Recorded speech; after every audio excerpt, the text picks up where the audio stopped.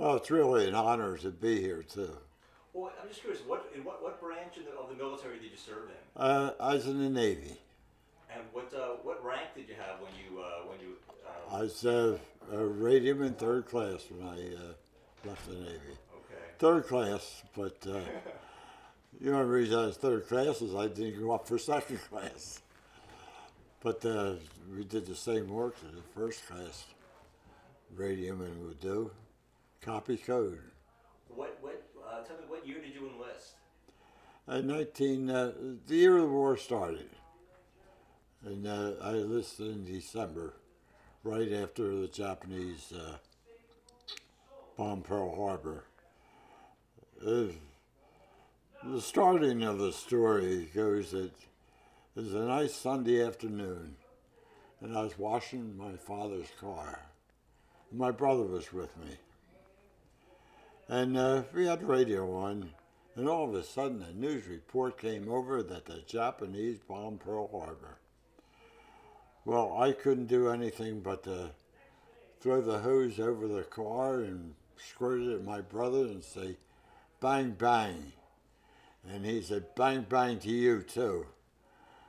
And he said, I'm not going to go back to work Monday.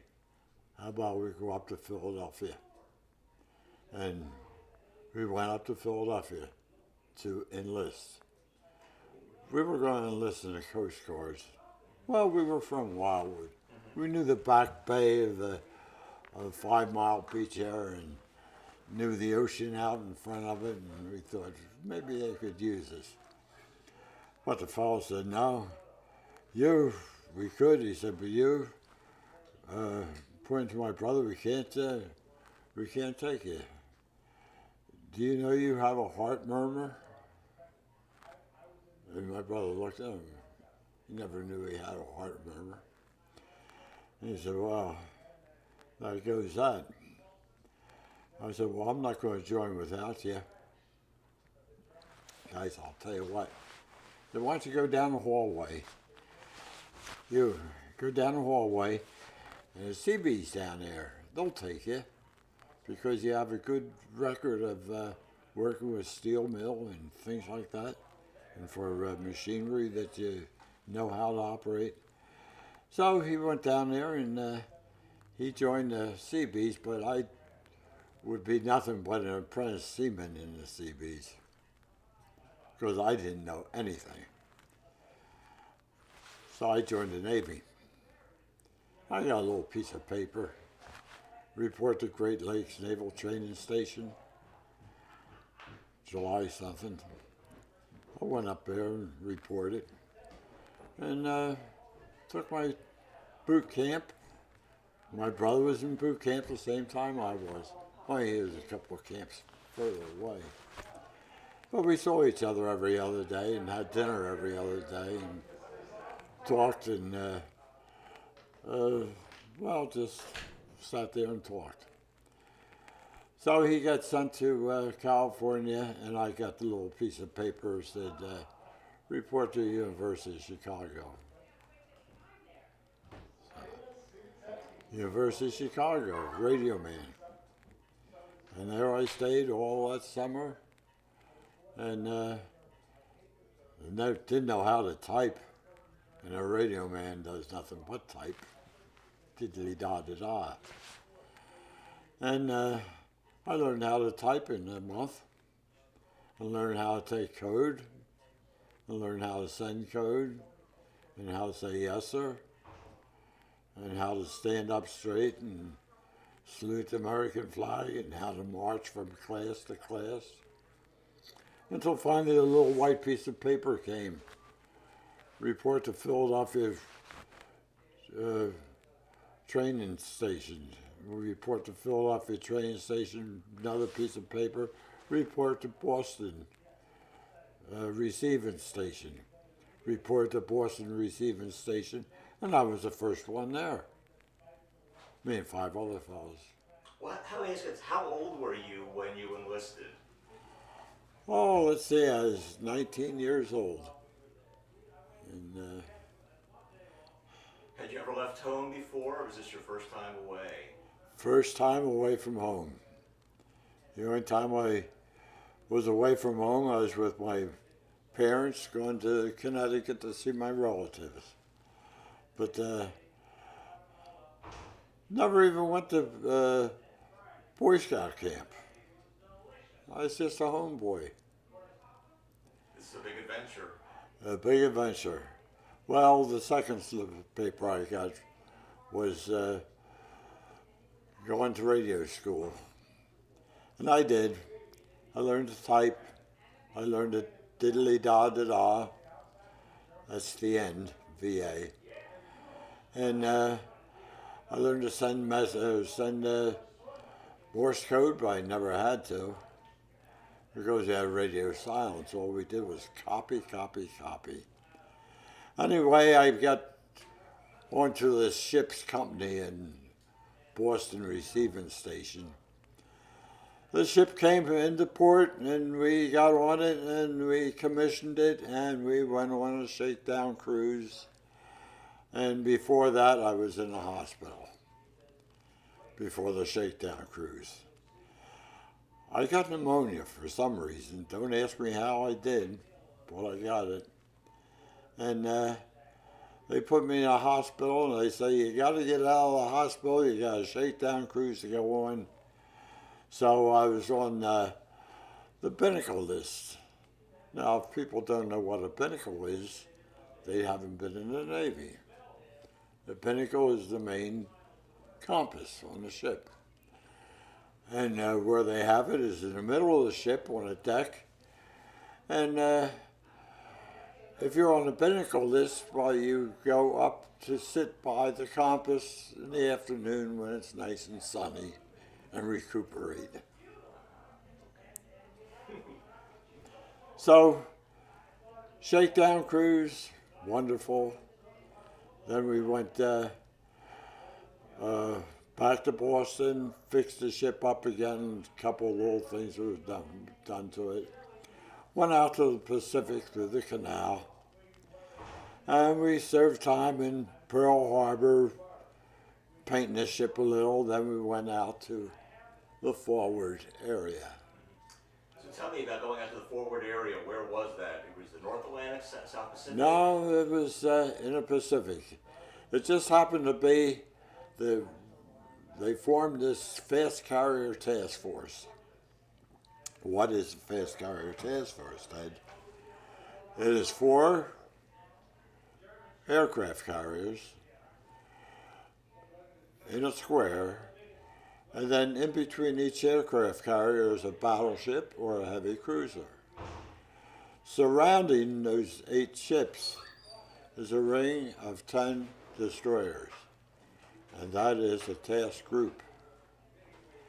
And we were a fast carrier task group. And that group made up a fleet. There was 5 groups in the fleet, and that was the start of the taking back of the islands out in the Pacific Ocean. You probably heard of Macon and Tarawa. Well, our ship bombarded Macon Island so the Marines could land. The next one was Kwajalein and Eniwetok and Majuro, and all kinds of funny names that are hard to say.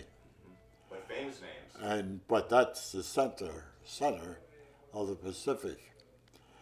And then MacArthur, he's going to come back. So before he gets back, we got a little job to do down the Philippine Islands.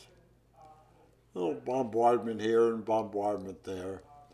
And on the way out of the South China Sea, we went up the China coast, which they didn't know we were coming.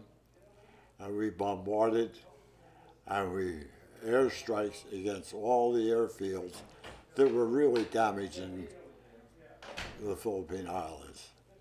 And we got out of there in time for a couple other islands, Saipan and Majuro, and a couple islands here and there, and then go up and even have a night raid on Tokyo, the first aircraft carrier raid on the Japanese mainland was on Tokyo. It was a night raid. And we did very good, and we got out of there by the skin of our teeth and went to a place, Mariana's. Mariana's Turkey Shoot, it was called. Oh, yes. They had more airplanes and aircraft carriers and submarines and destroyers and every kind of ship you could ever think of fighting around the Mariana Islands. And we won. And then we went on to bomb, I guess, Saipan in there somewheres. And then Iwo Jima, Chichijima, Hahajima, Wawajima, all the Jimas. We did them all. They were all little places where the Japanese stored their airplanes. Did you ever come under, did your group ever come under attack? I would think so. Well, yes, we did. We were always under attack as far as that goes. They always knew where we were, and if they could get close enough, why, their planes would come after us. And I was up with my station that afternoon was up on the bridge. Heard the airplanes reporting a Jap plane coming in. Got past them, kept one coming in. It was heading for an aircraft carrier, the Franklin.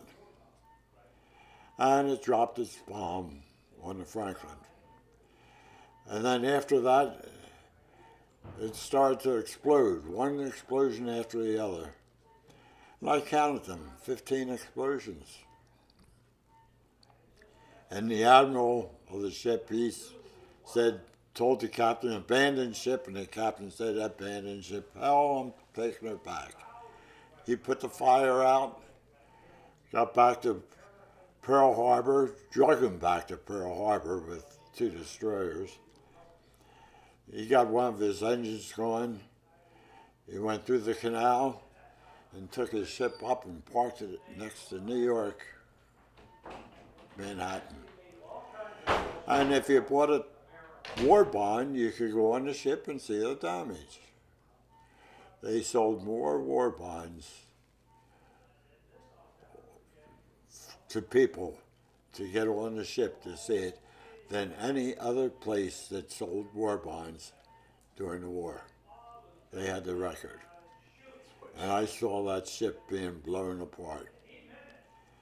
And a friend of mine saw it being blown apart too.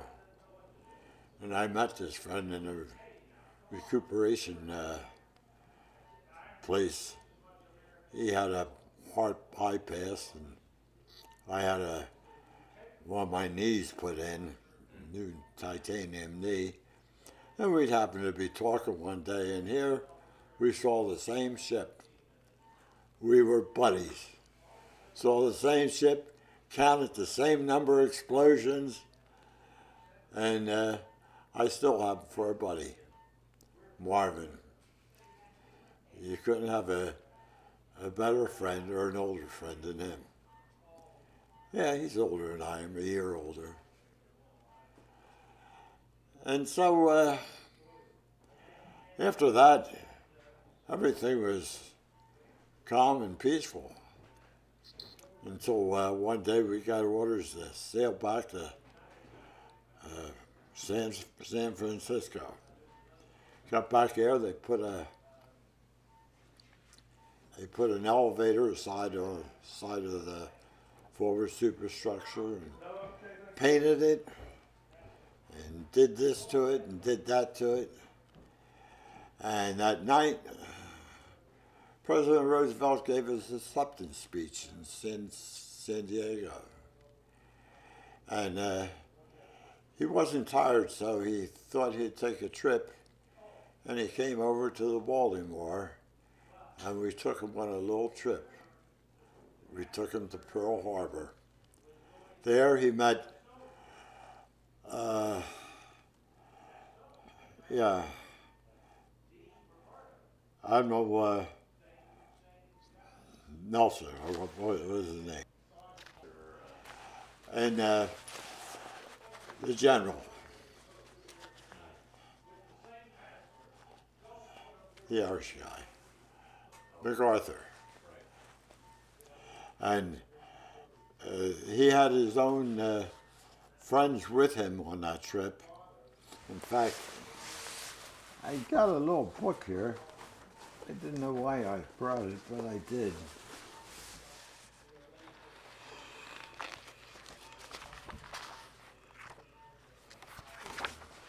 Anyway, we had President Roosevelt aboard our ship, and he had his gang with him. And these are, can you see that? Yeah, let me zoom in, stand by. Wow, Ted. It's quite a photo. What a photo. Well, this is MacArthur, the president, and Admiral, yeah.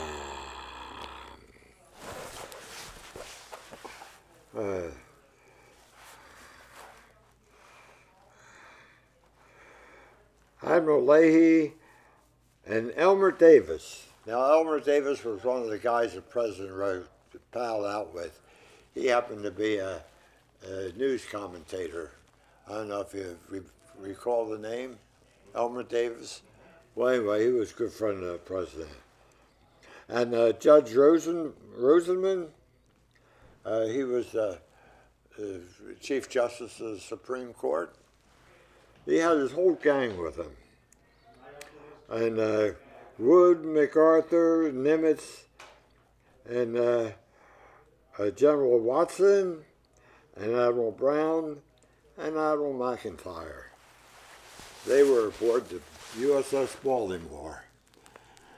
And that was a nice trip, good vacation. They took him out to Hawaii.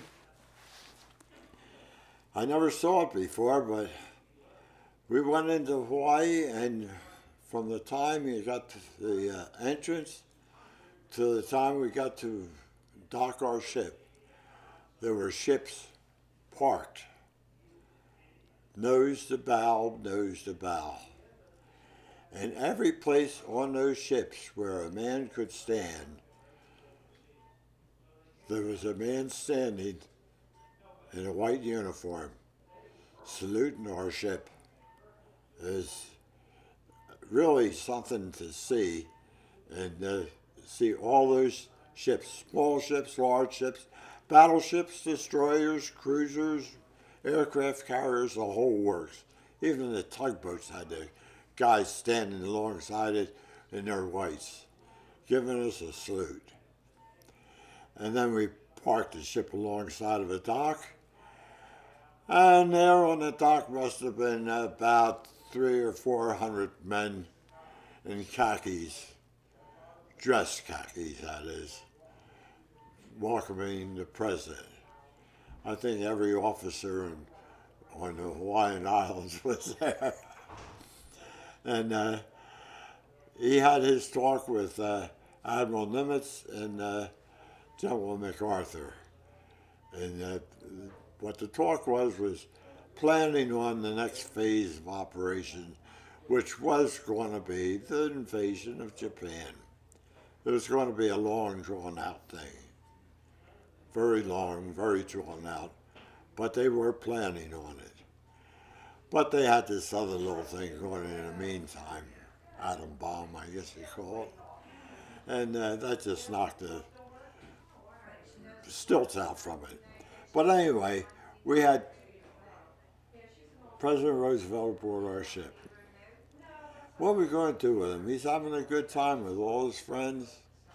Well, take him up to Alaska, show him where we took off. The islands took him back from the Japanese. Way the furthest island out, we stopped there, and then we stopped at a couple more islands.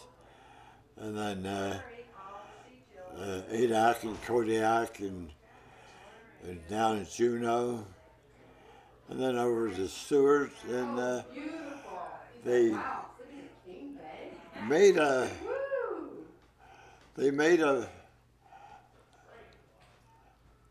they made a whale ship or a whaleboat, which is a life-saving boat, and they decorated with sailor knots.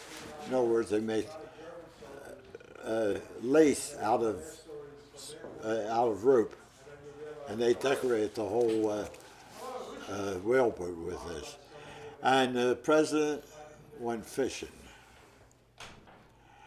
but we don't know whether he caught any fish or not because he didn't come back.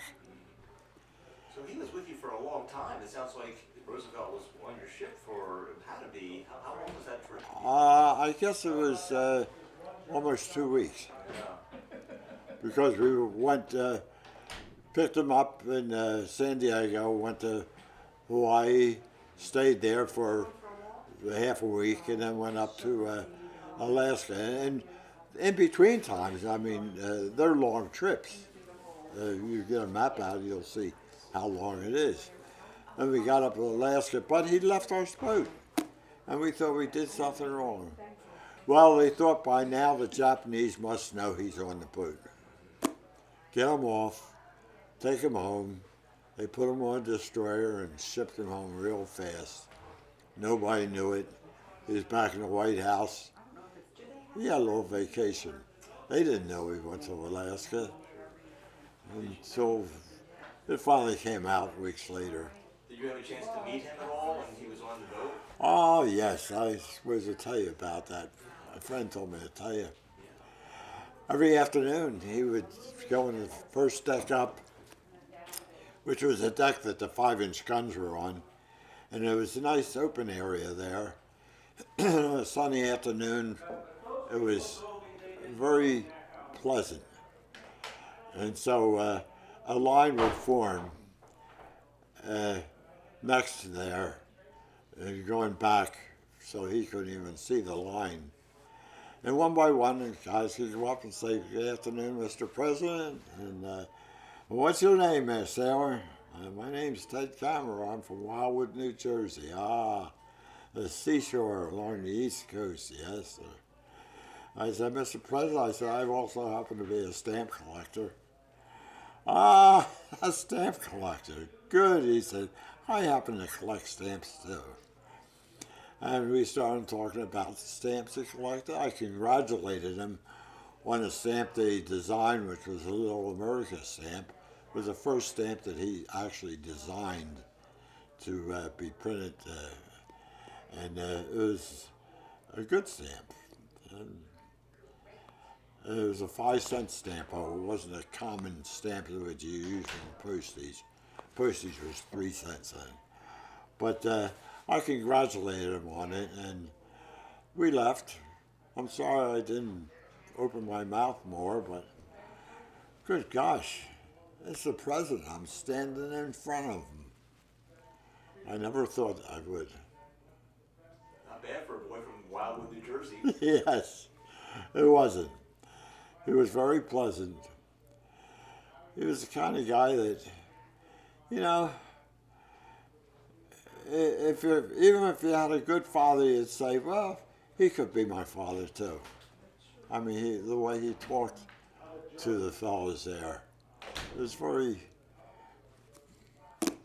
very nice. It was an honor. What a great story. And our ship was honored to have him on it. Of course, he had his dog with him too. And his dog? Yes, there's a couple of Marines that used to take care of him. One would lead him down the deck, and the other one would follow him with a rag in case something happened. Boy, don't you think they didn't take a beating about that.